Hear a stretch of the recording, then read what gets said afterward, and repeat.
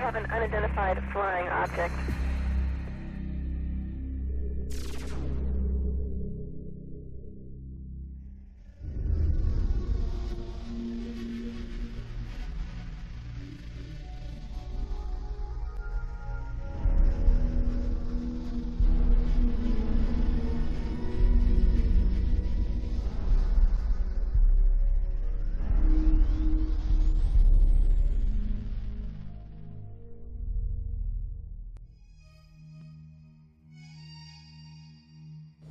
Good evening, my fellow Americans.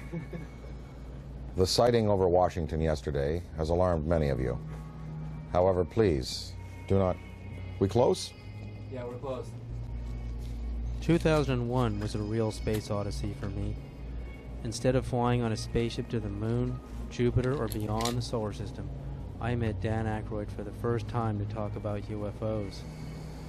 That's when I knew I had to sit him down in front of a camera and just let him talk about the truth. Because if I didn't, no one would believe we had this amazing conversation. And one time I had this long conversation with Dan Aykroyd about UFOs, and I thought it was like Einstein was hiding inside of a comic genius, just so that if he told us the real truth, you wouldn't have to believe it. If Einstein had told us UFOs were real, would we have believed him? He never spoke about it. But Dan Aykroyd speaks about UFOs as if he were a full professor on the subject. So Dan, how did you get started in UFOs? What sparked your interest? What was the first thing that you can remember that happened to you that made you, ponder the question? Well, I was born in July 1952, and I guess about maybe when I was 8 years old, I found a magazine, a Life magazine, with a picture of the UFOs from that sighting on the cover, with a big inquiry. What are these UFOs? And so that kind of started it as a kid, and I asked my parents about it, and they actually couldn't tell me what they were because they didn't know. They knew there was some mystery there. Then I saw The Day the Earth Stood Still as a kid, and I mean, that was a film that directly related to maybe some of the motives for visitations from other planets. And it certainly seems accurate today if you look at the way mankind in the last 100 years has basically started to turn this planet into a cinder.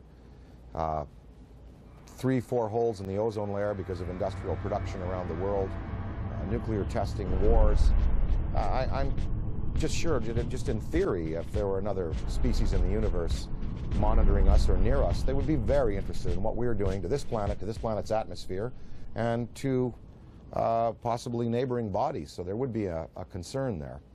And I think that in terms of the extraterrestrial machines that are coming and going, that may be a part of their motivation.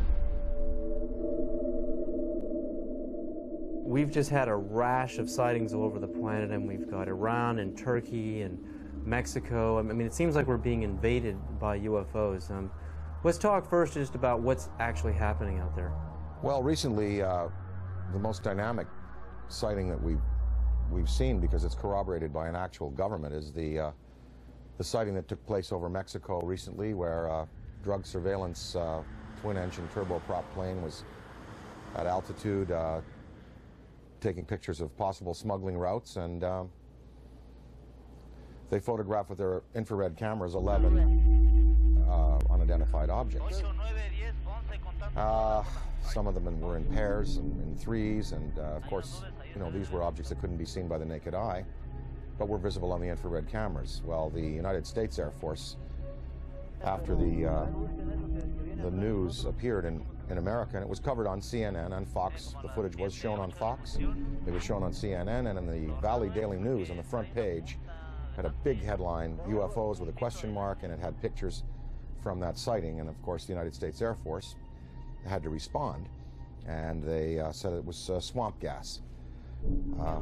So I don't know whether swamp gas is not visible to the naked eye and visible on infrared, whether it comes in multiple balls, whether swamp gas is capable of doing a complete circuit around an aircraft and then taking off at high speed and right angles into the sky. If it is, then maybe it was swamp gas. But somehow this seems to be a legitimate one, because the Mexican government decided we want to release this to the world. And this follows on the heels of the Belgian general who revealed some F-15 footage years ago of his Air Force planes chasing objects that were exceeding them in speed by twice again what his planes were going at. The French government, over the last couple of years, has released a comprehensive study on the UFOs. The Soviets have been, since the 1950s, engaged in numerous studies about landings, abductions, and the sightings. So we do have legitimate government inquiry going on. And in fact, as anyone in the field knows, the United States government for years has been covering this issue because they were compelled to cover it, because of Ken Arnold's sighting, because of the sighting over Washington in July '52, just after I was born, the famous shot of the V-shaped lights over the Capitol and over the Coast Guard station. So the government initiated originally, I believe it was, there were Project Sign, Project Grudge, the Condon Report, Project Blue Book, and then they engaged J. Allen Hynek. So, the French, Belgian, Mexican, Iranian, and Turkish governments are not the only ones who address this issue. Our good old USA government has, in fact, seen the necessity to put people's fears or concerns at rest. And as anybody in the field knows, these studies went on, and these studies revealed that, most of the sightings could be explained through conventional means, as either hoaxes or weather climatic things, but many of the sightings were unexplained. And so therein is where lies the mystery in all of this.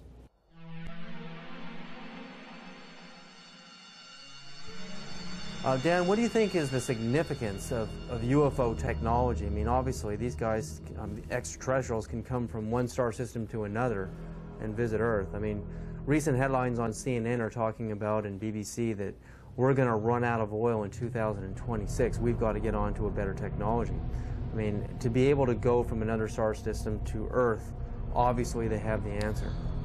Well, the presence of these obviously intelligently controlled machines tells us that we are dealing with beings who have anywhere from 1,000 to 1 million to 10 million to 1 billion years advancement in technology on us. So you've got to figure that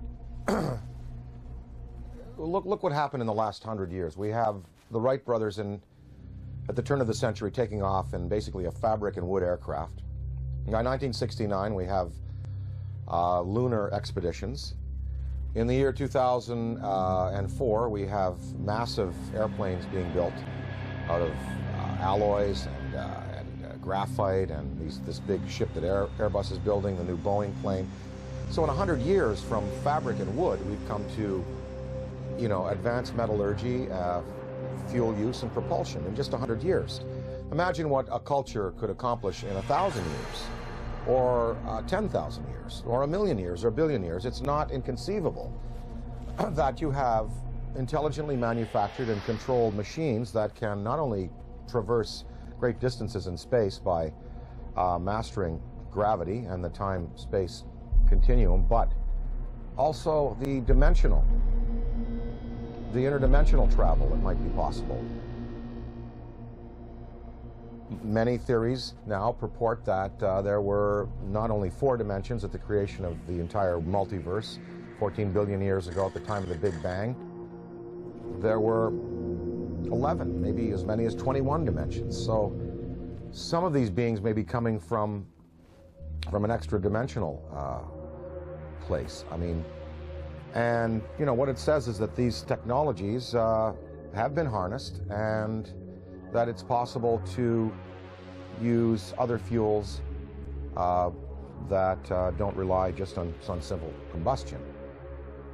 And, there are many theories. I mean, some theories are that the military already knows about these forms of propulsion and lighter-than-air vehicles or metals that can be vibrated to a certain point where they become they become light waves, photons.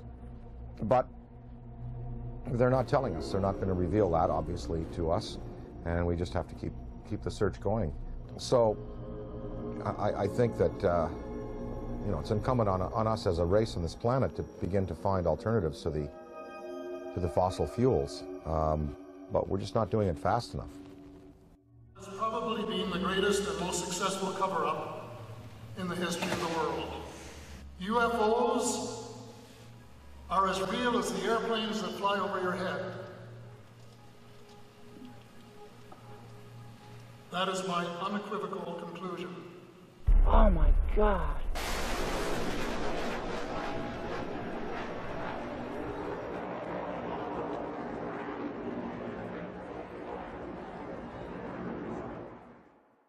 The Avro Arrow story, Dan, I mean, you appeared in a movie about the Avro Arrow story. Canada broke the sound barrier. Diefenbaker dismantles the whole aerospace program in Canada, and all the engineers are hired by NASA and Boeing down here, and we finally break the sound barrier. But in Canada today, we have another scientist, Canadian scientist John Hutchison, is using wave induction, using Van de Graaff and Tesla coils and radio. On a 75-pound cannonball, we can see this huge cannonball levitating in the air. I mean, Boeing, NASA, Lockheed, all of these defense contractors are going up into his lab in Canada and trying to understand how this thing works, because the next person or the next country that figures out true anti-gravity propulsion systems is going to be king of aerospace on this planet. The Hutchison effect incorporates radio frequencies, Tesla frequencies, and high electrostatic energy to create a type of levitation effect where it can move a 75-pound cannonball of steel or brass bushings, water, wood, and other objects into the air. Are we doing enough in our universities, in our research labs? Are we putting enough money into this kind of a research? And what risks are we willing to take if universities in Beijing and China and Russia, they're actually going into the UFO phenomenon in their universities?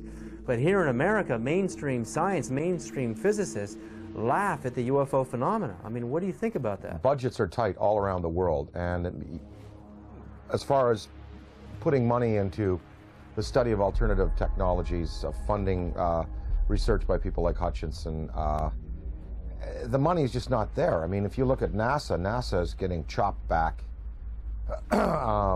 because the funds that are flowing through government now are focused on the war in Iraq and other things. So we don't even have the money to keep up conventional space exploration, development of metallurgy, fuels, ion drive systems. So I don't see any government in the next 10, 20, 30, 40, 50 years really putting the money into the kind of research that's needed to develop these alternative systems and to perhaps study what is driving these intelligent machines from somewhere else. Now, of course, that's on the visible side of things.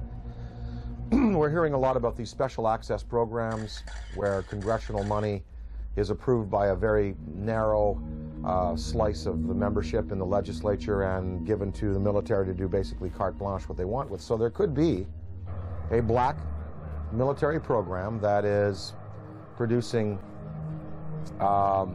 what people are referring to now as the big black deltas, which are these huge black triangles that are being seen all around the world, the big black rectangles, which are also being seen all around the world. So maybe they look a little like this, the F-117, they look a little like the B-2 bomber. Maybe these are special access programs that have been applied to alternative technology and energy and are really practically at work today. But I don't see them revealing, these the sources of these programs, nor their applications right now. Okay, I worked in the U.S. space program for 36 years, I was a contractor employee, first working for McDonnell Douglas and then ending up working for Boeing after McDonnell Douglas was purchased by Boeing. I started at the end of the Mercury program and then worked the whole Gemini program. And during Gemini, I was responsible for the design of the equipment for the life support system. And so I had a distinct interest in keeping astronauts alive and having successful equipment. During the program, when we were flying the Gemini spacecraft, my interest in UFOs became very real. And it became real because, first of all, Gemini 2, which was unmanned, it was rumored and talked about among our researchers that 2 UFOs had followed Gemini 2. And then Gemini 2 was, of course, recovered later. And I didn't think too much about that except, yeah, that's kind of funny. Very interesting stuff. And then when Gemini 4 flew, and its 4-day mission, 66 orbits, with James McDivitt and Ed White, about halfway through the mission, McDivitt said he has something up here with him.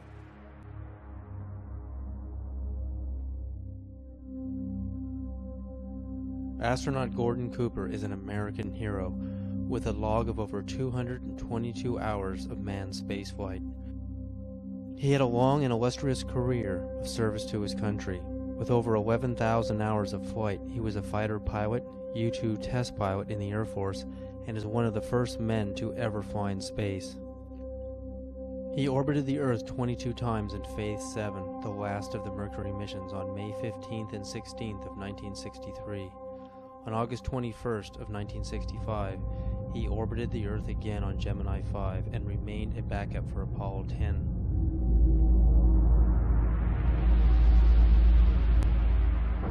Well, I've had some occasions to know some of the people who were involved in Roswell at one stage or the other. I think there's been an awful lot of untruths put out on Roswell and an awful lot of conjecture. I think there have been some truths in it. I think definitely there was something other than weather balloon there.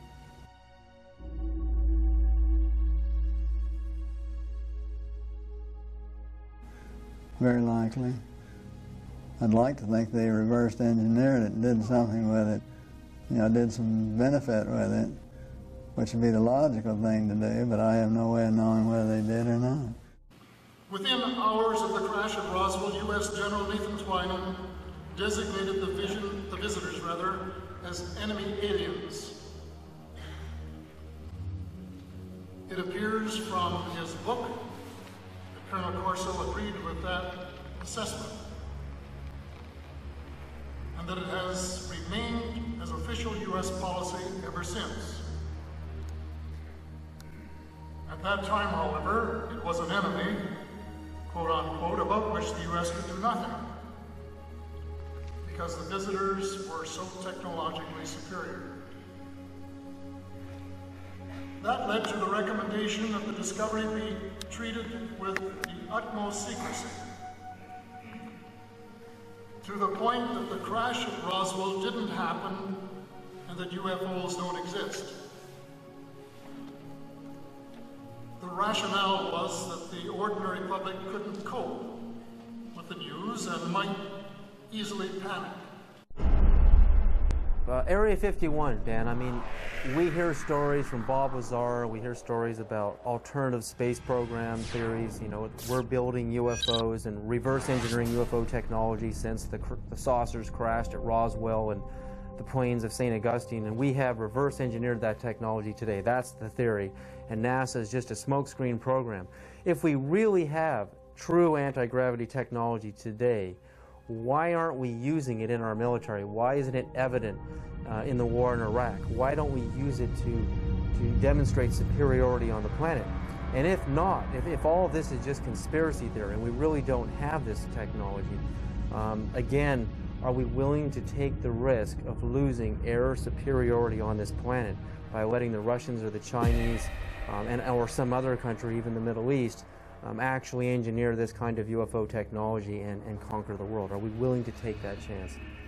Well, I think, again, as far as military applications, maybe they are being used already. Maybe we don't know. Maybe they're being used in a surveillance capacity. As far as weapons that could be associated with such vehicles, one would have to think that if the propulsion system is as sophisticated as it would need to be to have these vehicles just hover, stop, noiselessly take off at right angles, do 3 to 5 to 6 to 20,000 miles an hour, one would think that the military application would then take the form of, rather than rockets and projectiles, that probably a particle beam would be used, some kind of a laser, some kind of a disabling beam to disable equipment, to cause disorientation among men and troops. And of course, we have seen no evidence of this. I'm not sure that the U.S. military would want to play that card right now, because after all, the war in Iraq really is a conventional war. We have air superiority there already.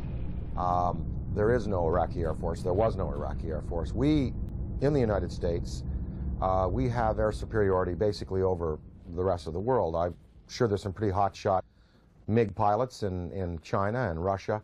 But I think if you put our Air Force up against any Air Force on this planet, we would prevail without the use of advanced technology of the type we're speaking of. So I think that the U.S., if they have these things, they would probably save them for a more drastic confrontation, perhaps a confrontation with beings that have the potential to be superior over us in terms of the applications of aviation today. So maybe these triangles, the big black deltas, the rectangles, are the next wave of the U.S. military's defense against what some might perceive as an extraterrestrial or extra-dimensional threat. Maybe these weapons or these flight systems now are being prepared to confront a race of superior beings that could have designs on the planet that are malevolent. I think it was Lord Hill Norton, or one of the British Air Force Defense Ministry staff who was assigned to study UFOs in the 50s. After he retired, he said that in his estimation there were 23 different species of being visiting the planet in numerous types of vessels. We know from the NASA UFO studies that you've done, and I think that theory, there's nothing wrong with that theory that I can see that doesn't point to what you postulate, and that is that there are benevolent beings that are trying to heal the planet, hence the size of these ships that we're seeing in the STS cameras, and the fact that the ozone has holes in it, the fact that water could be a healing element there. What are these lifesaver-shaped little Dropostone-shaped ships conveying to our planet? Well, we see them coming into the atmosphere, and on the STS tapes and other forms of exposure, they're not releasing personnel, they're not releasing projectiles, and no harm has come to the planet, through their intervention. So one can assume perhaps that maybe there are benevolent beings out there and malevolent beings out there, and maybe the United States government is preparing weapon systems to deal with the malevolent beings. Ronald Reagan said in a speech, he said, what if there were a species from another planet that was threatening us? We would all find a way to work together. And one can only think about the Star Wars system and the fact that there we had satellite-mounted cannon.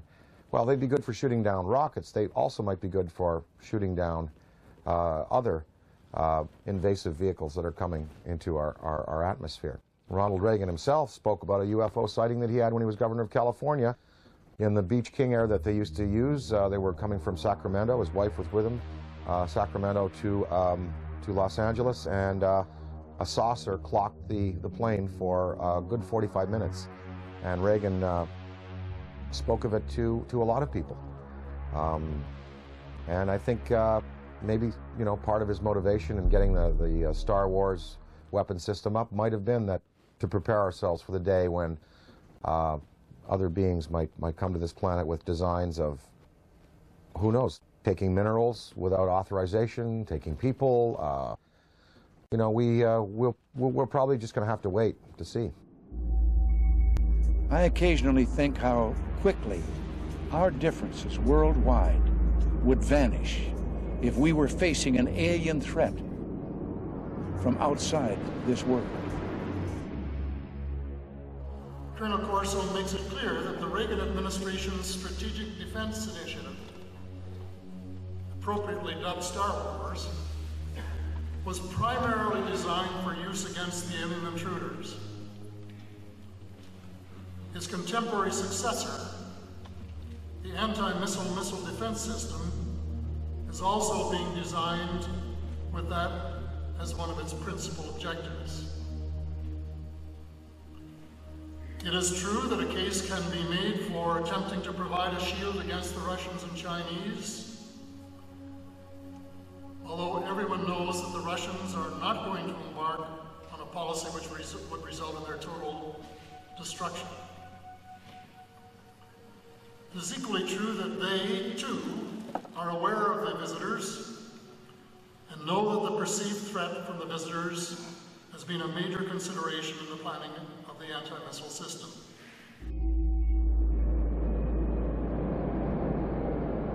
And the incident in question, as at least from my perspective, almost ignited a nuclear war, and that was 5 unidentified objects were picked up on radar coming in over the Pacific Northwest, Northern California, Southern Washington, Oregon area. As these objects approached the coast, Strategic Air Command went on a alert. We were in a defense condition, or what is referred to as a DEFCON, Defense Condition 3, which means that the nuclear forces were ready, but they weren't on a ready stated alert. We elevated that to Defense Condition 4. Defense Condition 5 is launch. When we went on our alert, the Russians were also monitoring our nuclear armed forces as we were theirs. And so they knew that our bombers had gone to fail-safe. They knew that the launch codes had been given. They also knew that the hatches on the ICBM missiles had been removed and that we were getting ready to do a launch. I know that Nixon, President Richard Milhouse Nixon, picked up the phone and called the Kremlin. The White House notified the Kremlin that these objects were not, and I repeat, not a preemptive launch by us, that they too, the Russians, had been tracking these objects as they came in over the Bering Sea.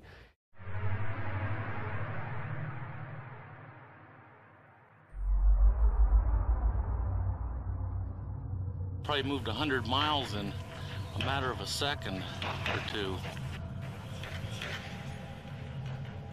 When we look at alien abduction, I mean, the idea of a human being being taken and having an implant inserted into their body, I often think of how biologists, how we tag whales. You know, we put a chip on a whale and we can track them via satellite, and also how, you know, we go into a frog's pond and we pull out the frog and we spread it out on the table. Remember in biology class we used to do this, and, you know, stick the little needles in his legs and cut him open. I mean, that's how we look at another life form in another world. So is it really a sign of violence and negativity that an extraterrestrial civilization is coming to Earth and doing the same to us, putting computer chip implants on us to track us, know where we are, study our species, do a little bit of biological experimentation? I mean, I know for us it's horrific. I mean, it's absolutely a violent thing for us as humans. But from their perspective, do you really think that they're being violent? Well, again, I have to go back to some of them might be here for good purposes, genuinely interested in perhaps helping mankind, and some are here for selfish purposes. Maybe these abductions, even though they're done in a you know, objective but you know, biological way, like we dissect frogs. Maybe they're doing it, you know, just for fun and for sport. I mean, I don't know. I think probably that that the fear could be justified in some senses. Anne Druffel has written this book about how to prevent being abducted. And we really think, even if benevolent species coming to this planet and taking a man and a woman and taking ova out of a woman and sperm out of a man, that's tremendously invasive and very traumatic for the human beings. So even if the motives are good, you know, these actions are as violent as anyone we're capable of on the planet. I think that a certain amount of fear is justified. If you look at Day the Earth Stood Still, you know, the first thing that happens is the army is assembled and, you know, guns are shot at these beings and at the ship.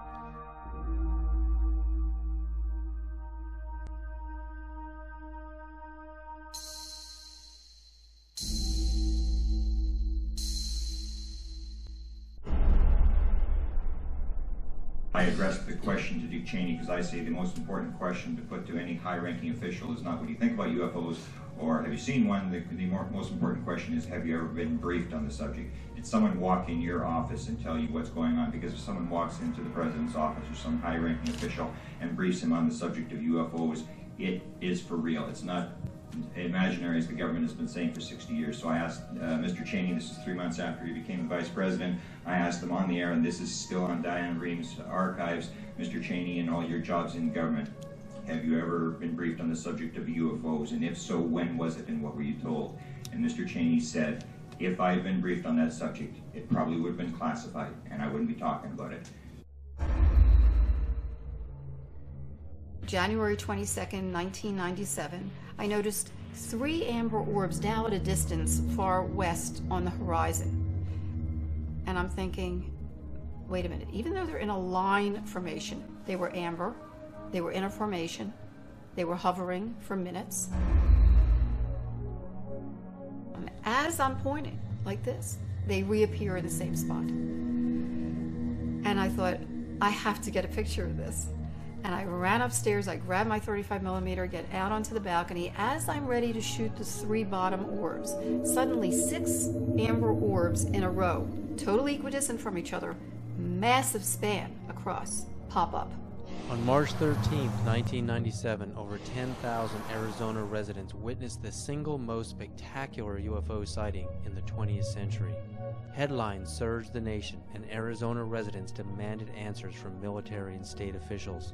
A mile-wide UFO was seen from as far north as Flagstaff, Arizona, and then the giant triangular UFO hovered above the great city of Phoenix, Arizona, where Dr. Lynn Ketai shot this amazing videotape.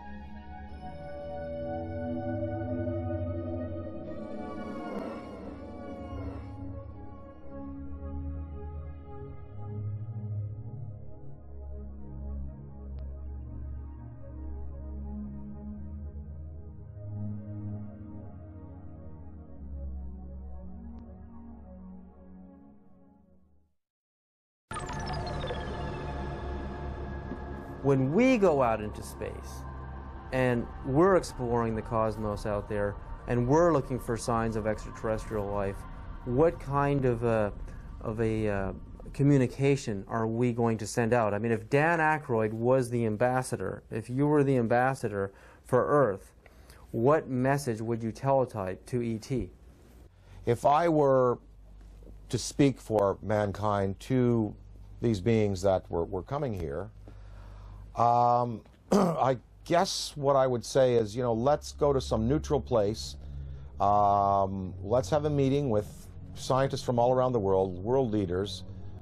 Let's sit down and basically have a sort of a forum with you, the extraterrestrial or extra-dimensional beings. Let's sit down and kind of get to know each other. And, you know, human instinct is pretty good, and I think, you know, it would almost like be a sort of a G8 style kind of summit with world leaders, scientific leaders, and these beings, and you'd sit down with them, and, you know, after about a week, or even a couple of days, or maybe a few hours, you would really sort of get a sense of what they're up to. But of course, you know, childhood's end, Arthur C. Clarke's great story. It looked like these beings were benevolent, even though they had a malevolent appearance, and in the end we find out that they meant no good for our planet. So I think it's important that some branches of the military and police be briefed on these in a very real sense, and be told, you know, they are real, people are being abducted, there is mind control in play here, and that we do have to be vigilant. Now, if we knew that there was a purely benevolent race, like if something happened in Iraq where all of the electronics went out in the American military and all of the insurgents' rifles jammed, or we saw all of the polluted waters in North Carolina from the pig farming completely healed overnight, and different signs like this, then we would know we're dealing with a benevolent species, and then we could really be open and welcome. But then again, we would have to be cautious, because beings with that much power could give the impression that they're here to help when really they're not. So the verdict is out on all this. We just don't know which ones are benevolent, which ones are malevolent, and the degree to which they're going to continue interacting with our planet. But what would really help is if the United States military and police and government open it up to their staffs and say, look, this is something we really do have to consider, because, you know, maybe the defense, the survival of our species could well be at stake. If you look at the history, you know, from, say, Ken Arnold's first sighting in '47, going back to the Bible, Ezekiel's wheel, going back to the medieval manifestations of little saucers and UFOs, that painting of the Madonna that's very famous, in which it appears, up to now, there have been no mass murders by these beings. There's been no mass destruction of cities, but hundreds of thousands of people have been taken out of their lives, subjected to surgical experimentation, released back into the population, and are suffering trauma today for it. That is not good.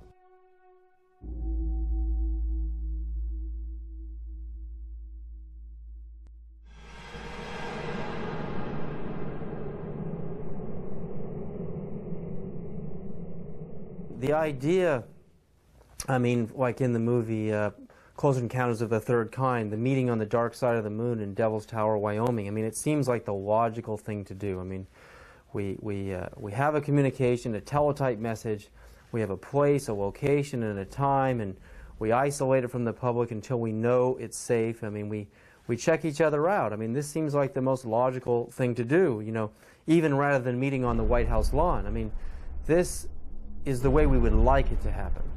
But that doesn't seem to be the way it's really happening. I mean, these extraterrestrials don't seem to be so interested in doing things politically the way we do things on Earth. They're picking certain individuals to contact. They are zeroing in on those individuals. But now, I mean, there are so many sightings going on all over the planet. I mean, it's just amazing. I mean, Iran, Turkey, Mexico, Venice, California, Sonora, California, Texas, Death Valley. I mean, the reports are coming in every other day now. It seems like we're heading towards an omega point. I mean, what is about to happen? I mean, is this all just a coincidence that more and more people have video cameras, or do you really think, you know, there's a major unprecedented communication that is about to happen between our extraterrestrial visitors and humanity? Or again, is it the video camera question? More camcorders? There are definitely more video cameras out there, and definitely more sightings, and definitely more credible witnesses.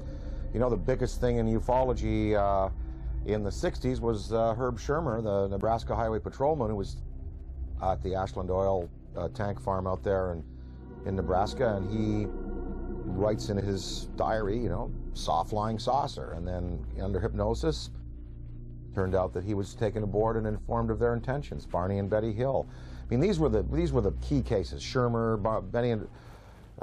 Barney and Betty Hill, the Pascagoula incident, Travis Walton. Now there are hundreds of cases like this. And I think that because it's in the consciousness, because we have, you know, a poll saying basically half of the world believes and half doesn't, we're reaching a point where, as Stephen Bassett talks about his time clock, it's like the nuclear time clock that we had in the 50s before we blew the world, you know, before we blew the world up. The theory that once the hands got to midnight, that's when all the nuclear weapons in the world would be discharged. Well, we've stopped that nuclear clock, thankfully. But as far as the UFO clock, he says we're 1 minute to midnight now, meaning that in a minute to midnight, something really, really spectacular is going to happen. Now, whether that's a mass appearance, whether that is, you know, come over to the Yankee Stadium during a game, I think possibly the next, maybe even in the next 5 years, we're going to have occasions like the one I experienced in upstate New York in the mid-'80s when I woke up in the middle of the night and I said to my wife, they're calling me, I want to go outside, they want me to come outside and see. She said, who? Something outside wants me to come out and say, oh, just go back to bed. I went back to bed, but in the next day in the media, in newspapers, in radio, all over upstate New York and Ontario and Quebec and Vermont, people spoke about this urge they had to go out of their houses at 3 in the morning and look up into the sky. And 12,000 people shared this urge. And they went out and it was a big, big news story. And of course the Air Force said that a Chinese rocket had exploded over New York State. And what people saw was a massive, miles-high pink spiral in the sky above the Great Lakes. In Hull, Quebec, Canada, a few years afterwards, there was a story of several hundred people, almost 1,000 people, in this community, Gatineau, north of Hull, Quebec, Canada, in the Quebec province, sharing this urge to come outside and look up into the sky, and they also saw an apparition. So there are going to be more of these mass sightings. And, you know, the day that 1 million people in Idaho at a rock concert or something see it, that is when you're going to really get the conventional military and police sitting down to say, well, it's time to throw the Brookings Institution and report out and lay it open to the people and let the people decide, you know, what must be done in conference with our state leaders.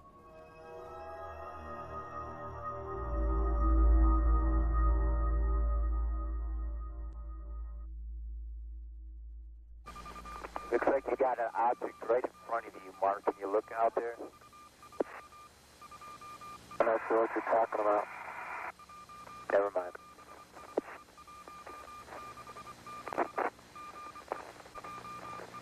Are we missing something? I don't see anything. Yeah, we think the camera filter came off, Mark. It's about your 10 o'clock, 11 o'clock going away. Don't worry about it.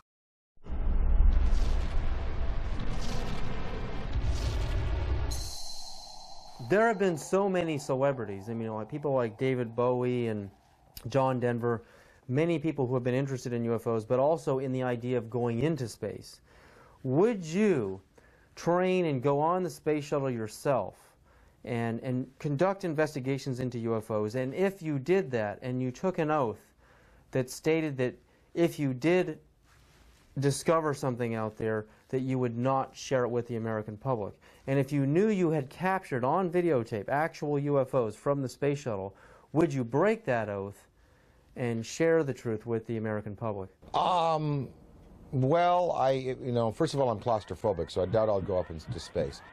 But if I were to go up into space, I would have to say, look, you know, what we see up there and what we find, you know, we're just gonna have to throw out that law. There's a law. According to NASA's Space Act, signed on July 29th, 1958, Section 102, Paragraph C, Subparagraph A, we read, information obtained or developed by the administrator in the performance of his functions under this act shall be available for public inspection, except information authorized or required by federal statute to be withheld and information classified to protect the national security. Would NASA consider contact with an extraterrestrial civilization a threat to national security? And if they did, would they classify it to protect the national security?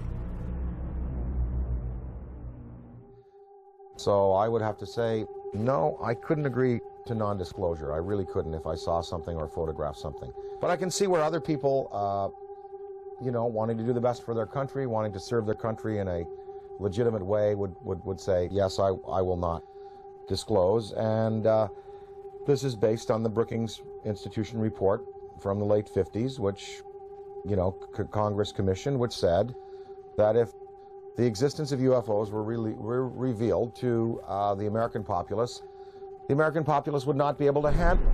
They would defy church authority, police authority, military authority, governmental authority. They wouldn't go to work. They would sort of cast aside the mayors and governors and presidents and go, we want to talk directly to these beings. We feel that these beings should, you know, have their case put to us directly by them themselves. I think the American populace today is ready to handle the concept that what we live in, the 4 dimensions of height, length, width, and time, is not all there is. There are more dimensional realities.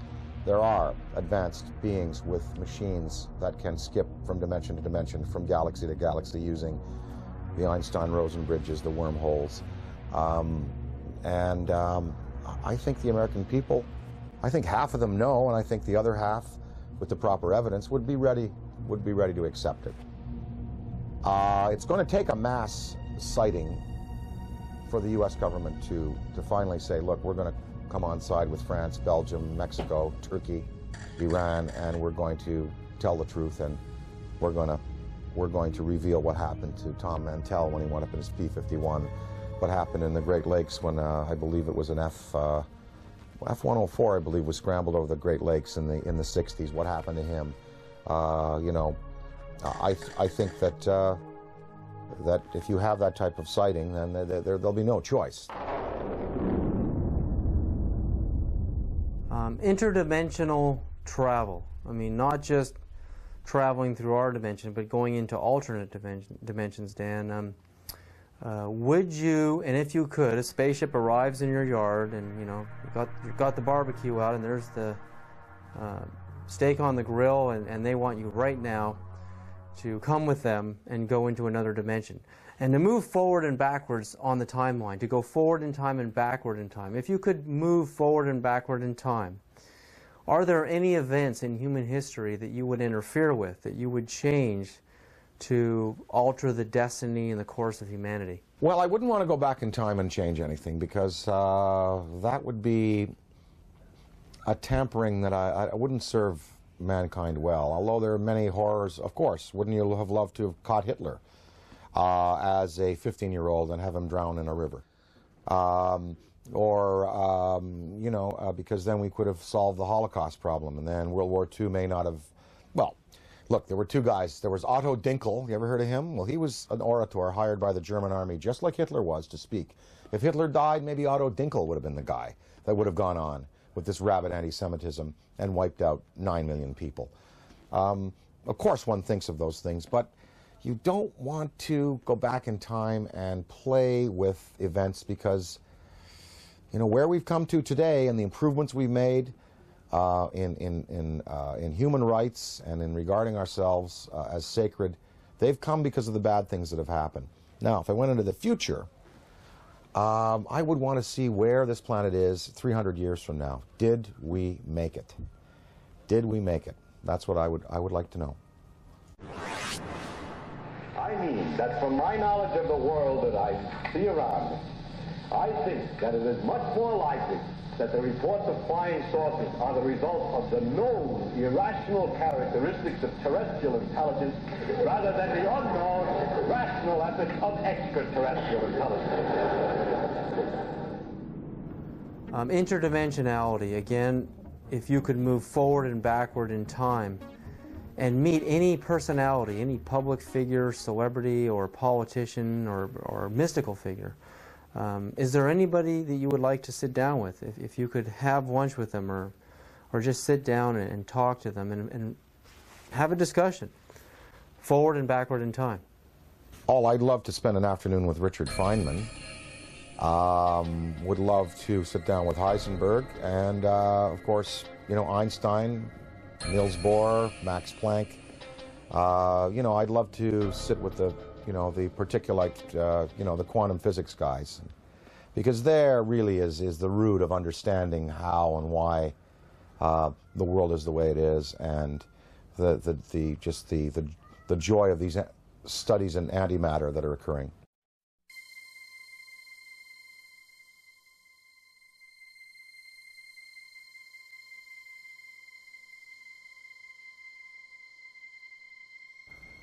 Everyone you picked is a physicist, a scientist, and I often think about how spirituality and science are merging, how they're kind of coming together. I mean, what ancient civilizations thought of a universe was really the Earth and the Sun and a few planets. And now with the advent of the Hubble telescope, we can see that the universe is far bigger than the ancients had ever imagined. So while science and religion are merging on some ideas, in other areas they're just far off. But to make matters even more complicated, the idea of parallel dimensions or parallel universes, I mean, it's just getting so vast out there. How do you map a multiverse? You know, I've talked to some guys, they say that fifth dimension, sixth dimension, could be right here by my ear and could be a millimeter wide and a millimeter across. You don't, you know, because you're talking about, you know, dimensions that defy any kind of dimensional understanding. And, you know, there was I forget his name, he died recently, in the last 2 years, but he proposed that there are parallel realities just because of the way we go through time. Like, here we are in this interview right now. Well, what I said and what you said and what we all did 2 minutes ago still exists somewhere. Because we just did it. It's there. It's like a wake we've left. And if you had a time vehicle, you could go back to 2 minutes before and stop and see what we're doing 2 minutes before. You go back to your high school days. You go back to your days as an infant. And those realities are still existing alongside what we're progressing through. You know, it's all a beautiful, beautiful mystery. I am here because I am a writer, a performer. I find it entertaining. I'm not a scientist. You know, and I'm not a theosopher or philosopher. And you know, I am just here because it is enormously, enormously entertaining. And mysteries like this are challenging. And it's really, really fun to contemplate that, you know, there may be beings out there who are concerned about our planet and who may give us the opportunity to advance ourselves. It's really fun to contemplate.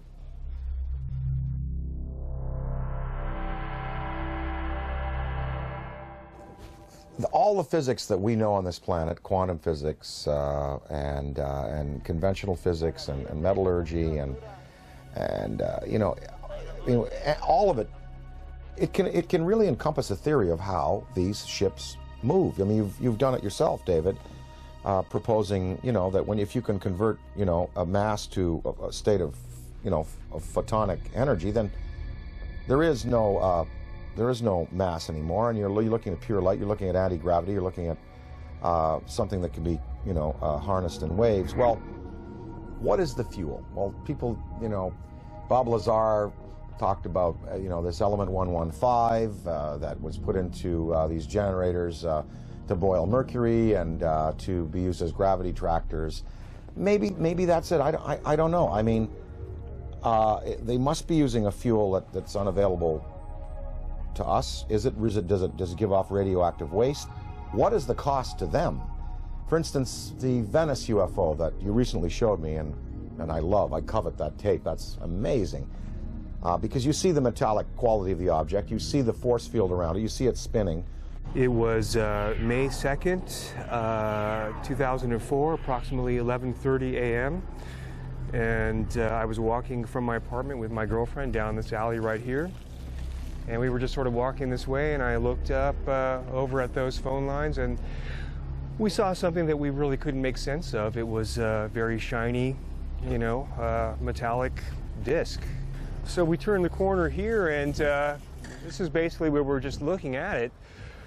And we're pretty much like, okay, that's not a balloon or anything we're familiar with. So we sort of kept walking to the corner and just stared at it for a while until it hit me, you know, that this was really something. There was a man also looking at it, sort of a bystander, and he said, wow, do you guys see that? And that's when I realized all three of us were looking at something extraordinary. What is the environmental cost of running these machines? Are they clean or are they not? Is there some, wherever, you know, they came from, is there some place they have to go back to after their journeys are finished to dump whatever they've used up in terms of fuel, like we would a bad fuel rod in a reactor? That is a question I'd like to know. I'd like to ask is, you know, are you a clean burning vessel, or is there some cost that you pay like we paid for atomic energy?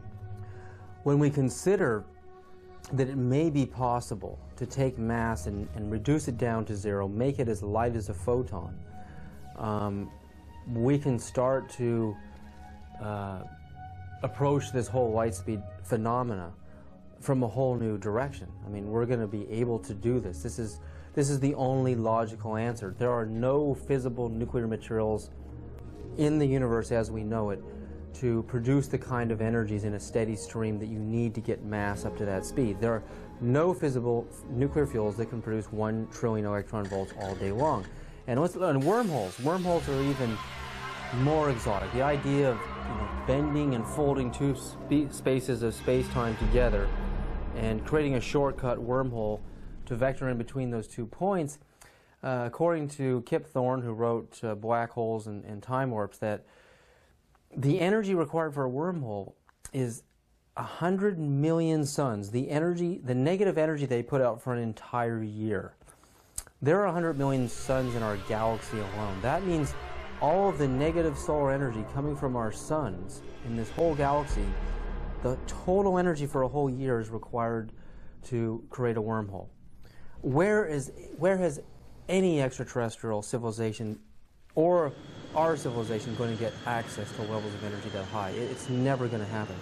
That's why I've reversed the table here. I said, you know, you have to ultimately get frustrated with the idea of increasing energy en masse. You have to it's like banging your head against the wall and trying to cram it through the wall. You will never be able to do it this way. So the new way, as I propose, is to make this all possible. And when you consider UFOs coming in, stopping on a dime, and then accelerating and turning out into space, any Air Force pilot can tell you that stopping on a dime, the G-forces are going to throw you right through the walls. Yeah, you'll be crushed. And then sudden acceleration is going to do the same thing. It's going to destroy the body of the pilot. So this new approach and this new idea, I mean, this is just the inception, it's just the beginning, but I think this is really the only avenue that we can look down right now and the only way we can see solving this problem.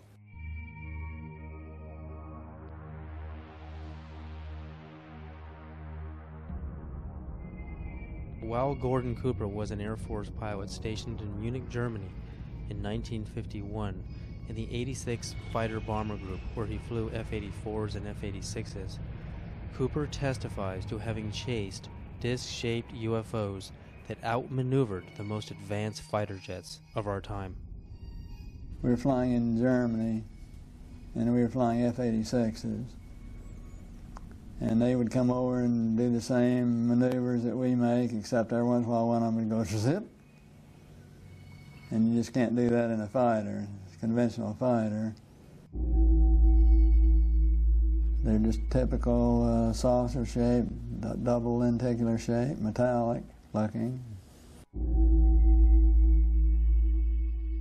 Well, yeah, they weren't just random. They were flying fighter formations, very definitely under positive control.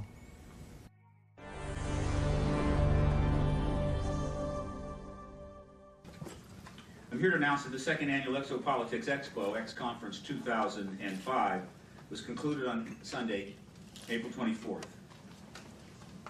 This event was produced by Paradigm Research Group. 26 speakers and panelists presented to 450 attendees over 3 days. It was a unique event which focuses on the political, governmental, and social implications of extraterrestrial-related phenomena. It is produced by PRG as part of the emerging activist movement seeking to end a government-imposed truth embargo regarding extraterrestrial-related phenomena.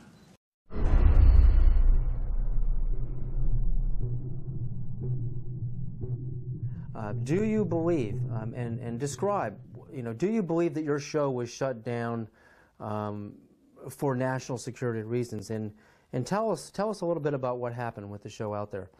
Well, what happened? We sold the show to Sci-Fi Channel, and it was called Out There, and I basically interviewed all of the people that I admired in various fields of study, like Colin Andrews from the Crop Circle movement, Linda Moulton Howe, the expert on cattle mutilations, John Mack.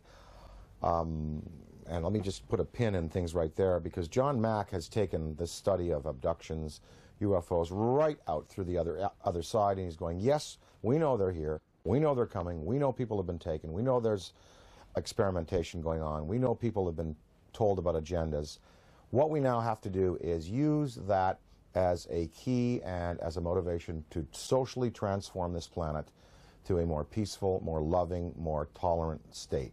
So his movement, the movement for social change, has just accepts as a fact abductions, UFOs, interplanetary intervention, and what he's doing is taking it out through the positive side of it and saying, now we must use it to socially transform, and I think his message is great. But I talked to him, I talked to the Allagash guys who were taken in the canoe in that trip in Pennsylvania.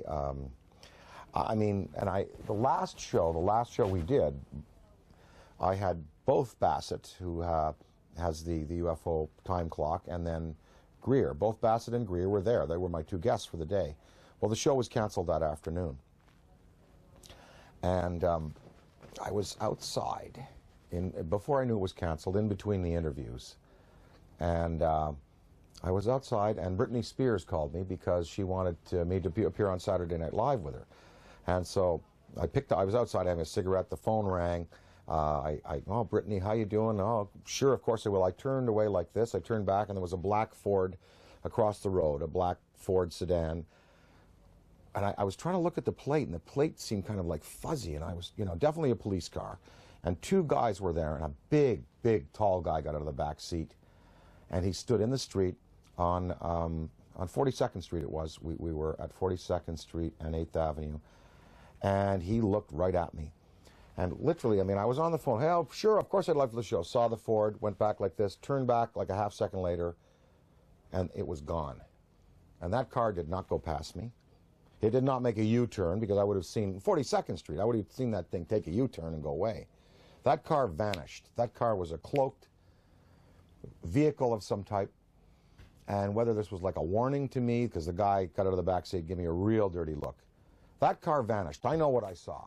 And it was just this fast. It was, oh, hi, Brittany, sure. Oh, of course, I'd love to. Guy gives me a dirty look. Oh, well, sure. Car gone. That's what happened. And then 2 hours later, we were told we were not to continue taping, and the show was canceled, and none of them would air. I don't know. I don't know. Was that an MIB experience? Black helicopters, military abductions that happen. Sometimes people are taken and they talk about then being visited by military personnel and debriefed about their abduction. Was it a technology associated with some of these beings that are visiting that wanted to warn me off, or that wanted to give me verification that I was on the right track? I don't know, but I do know I did turn back a second later, and it takes so long for an automobile accelerating from 0 to 40 miles an hour to reach the corner of 8th Avenue and 42nd Street going past me, and then pulling a U-turn and going out towards Times Square. I would have seen that car. And I looked around. I was looking for that then. It was gone. So, I don't know. The tapes exist. I have them. We're going to try to repackage them. We might put them out on DVD.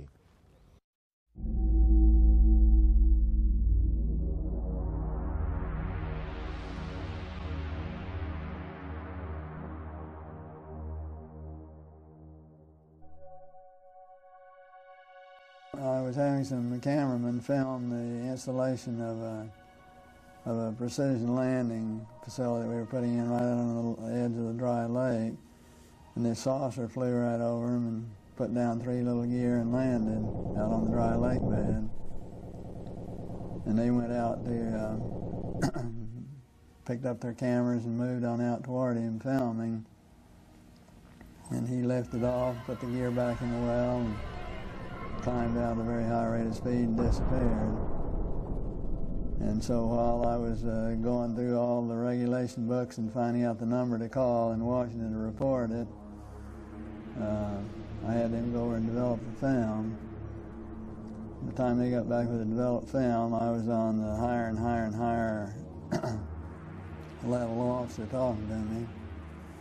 Finally with the colonel telling me to, you know, when the film arrived at my desk, to put it in the carrier pouch. There would be a courier there at my office by that time already, and they'd arranged for him to fly in our base airplane back to Washington with these films, and do not run prints, etc., etc., etc. We didn't have a chance to run it. I had a chance to hold it up to the window and look at it. It was certainly good film. Well, by this time I was involved in the research and development and doing very classified programs myself, you know, at the test center. So I knew that we didn't have any vehicles of that kind, and I was 99 9/10% sure that the Russians didn't have any of that type either. So it certainly, there certainly was, at that point in time, there was no doubt in my mind that this vehicle was made at some other place than here on Earth. And yeah, well, Buck Rogers and Flash Gordon coming true. Dude, I got it, man. Probably moved 100 miles in a matter of a second or two.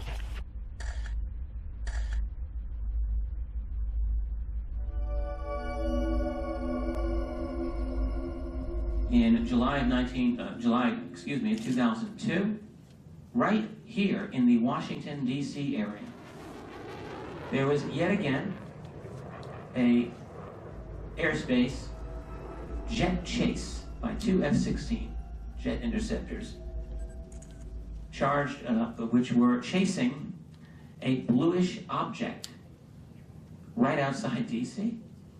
In fact, we have one of the key eyewitnesses here in this room today.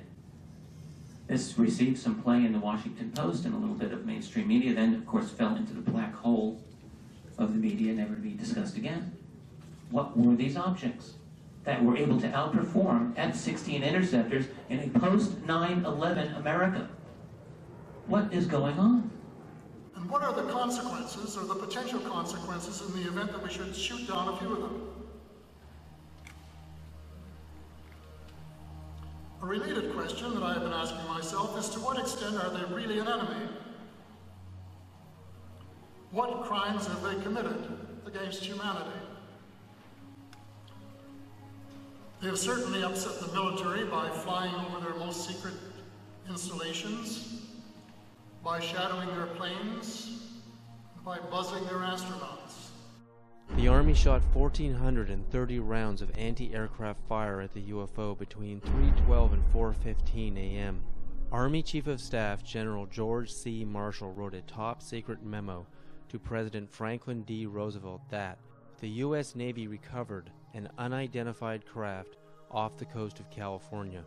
The retrieved craft was in fact not earthly and in all probability of interplanetary origin.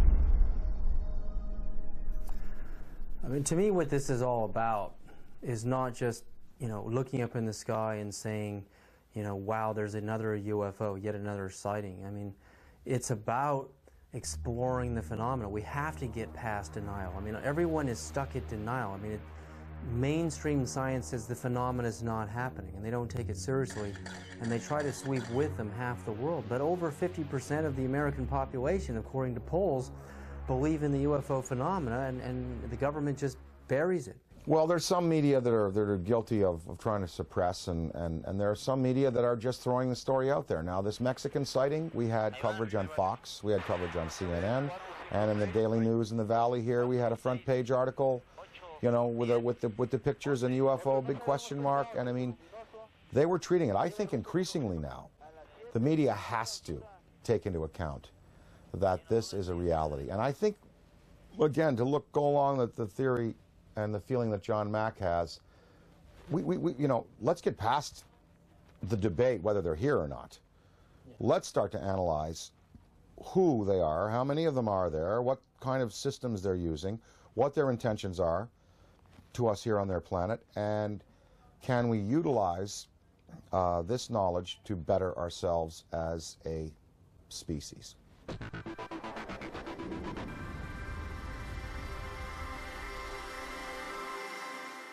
With the advent of the Hubble telescope, I mean, when you see how big it really is out there, and the idea that we're stuck on this myopic little ball, we're just glued to it, we can't get our eyes off of it. It's more of a mystery now than it ever has been.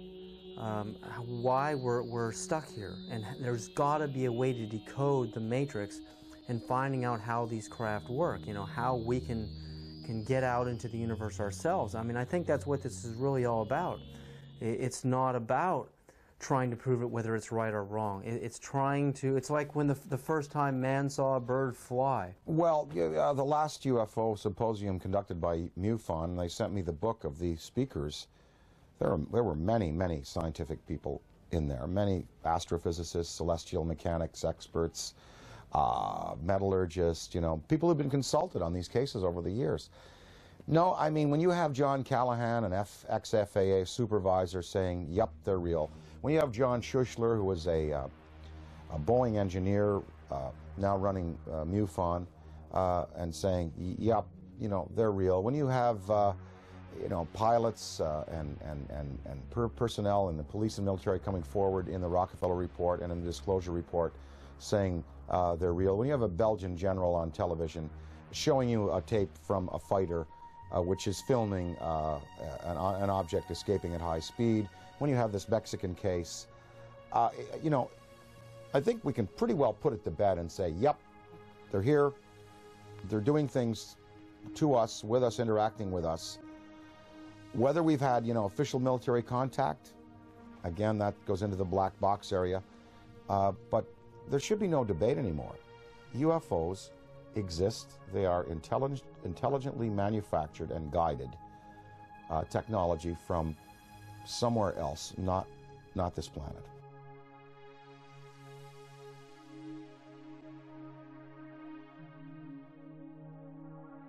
While human beings can only see from red to violet wavelengths of white, the infrared and ultraviolet spectrums are invisible to humans. I quickly learned that NASA uses special video cameras that are capable of seeing into these invisible spectra.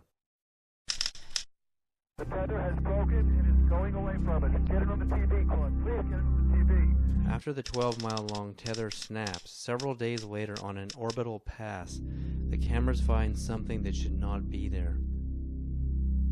In the NASA STS-75 tether incident of March 1996, we find NASA using ultraviolet light-sensitive video cameras. This is where some of the largest UFOs ever caught on videotape have been captured. Huge dish-shaped luminous UFOs swarm the tether. We know the tether is 77 to 100 miles away from the cameras on the shuttle. The UFOs pass behind the 12-mile-long tether, so we can therefore use the 12-mile length of the tether to measure their minimum diameters. Some measure between 1 and 3 miles wide, making them literally motherships.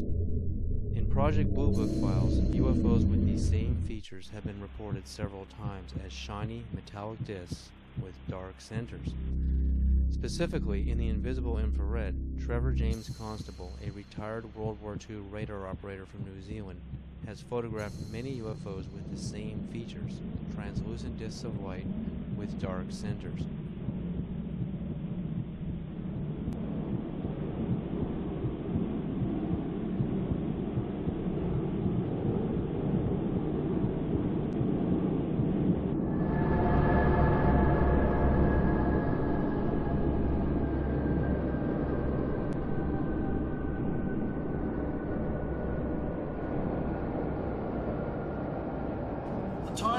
time to lift the veil of secrecy and let the truth emerge so there can be a real and informed debate about one of the most important problems facing our planet today. So how do people respond to Dan Aykroyd when he talks to them on a personal level about UFOs? You know what? It's interesting. When I talk to people, well, first of all, people ask me about it. They come to me and they say, oh, well, you know, we saw an interview, we heard an interview, they heard the thing on Art Bell that we did. They come to me and ask me about it. So it's not like I have to go out there and crusade and say, hey, did you hear about the latest Mexican case? They've seen CNN, they've seen Fox, they've seen the Daily News. They come to me and ask me about it, and I basically lay out, you know, my thoughts on it. I'd say half the people that I speak to about this have either seen themselves, heard about it from a credible witness, or are willing to accept. The other half, totally not. Harold Ramis, my good friend and collaborator, does not believe, will not accept until, you know, hard proof is presented to him in the form of, you know, something tangible. And what I've been able to do is just open people's minds a little bit and let them think about it. And of course, the greatest proof are the kinds of tapes that now exist, the kind of videos that exist. Usually, when I show some tape of some different things that have been exposed to me, well, it's pretty convincing. And then at that point, people have to go away and accept that, you know, that these things are a part of our reality. Well, what I'd like to, you know, what we'd all like to effect is some positive change in the world and try to help the tipping point where good tips to overflow evil in the world. I mean, you know, we know there's good and bad out there, yin yang, black, white, you know, there are you know, there's tremendous divisiveness in the planet, and, you know, perhaps this study and this understanding of things that are greater than we have accomplished technologically will lead us to a spiritual awakening, one that helps us respect other beings out there in the universe and other dimensions, and also in our own 4 dimensions and here in the physical world that we live in. The sacredness of human life, the willingness to get along a little better, to relinquish materialism and territoriality in favor of a more comprehensive worldview, in which we unite and we all feel the energy within us as part of a universal light. Gotta thank you, Dan, so much for this interview. I'm very grateful. I really believe you're one of the greatest minds in our world at this time. Thank you so much.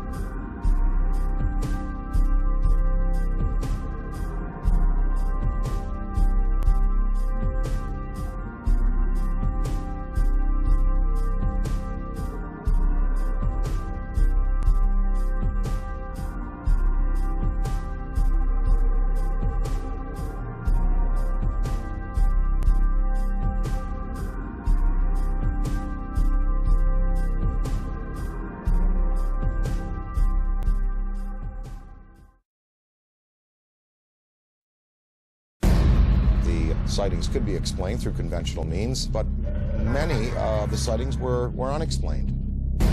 From Dan Aykroyd, a recognized authority on UFOs. People spoke about this urge they had to go out at 3 in the morning and look up into the sky. 3 amber orbs now at a distance far west on the horizon. Strategic Air Command went on alert, DEFCON 3, which means that the nuclear forces were ready. I think half of the American people, with the proper evidence, would be ready to accept. Probably moved 100 miles in a matter of a second. It was a metallic disc, and that's when I realized all 3 of us were looking at something extraordinary. 5 unidentified objects were picked up on radar coming in over the Pacific Northwest. 12,000 people shared these mass sightings. Looks like you got an object right in front of you, Mark. Can you look out there? There should be no debate anymore. UFOs exist. Challenging the misconceptions. They photographed 11 unidentified objects. Discovering the realities. They were hovering for minutes. Of what may be. A massive, miles high. The most important question. The incident almost ignited a nuclear war. Facing human civilization today. An authoritative inquiry into the UFO phenomenon. We are dealing with beings who have advanced technology on us. Probe the mind of Dan Aykroyd. Dan Aykroyd, Unplugged on UFOs.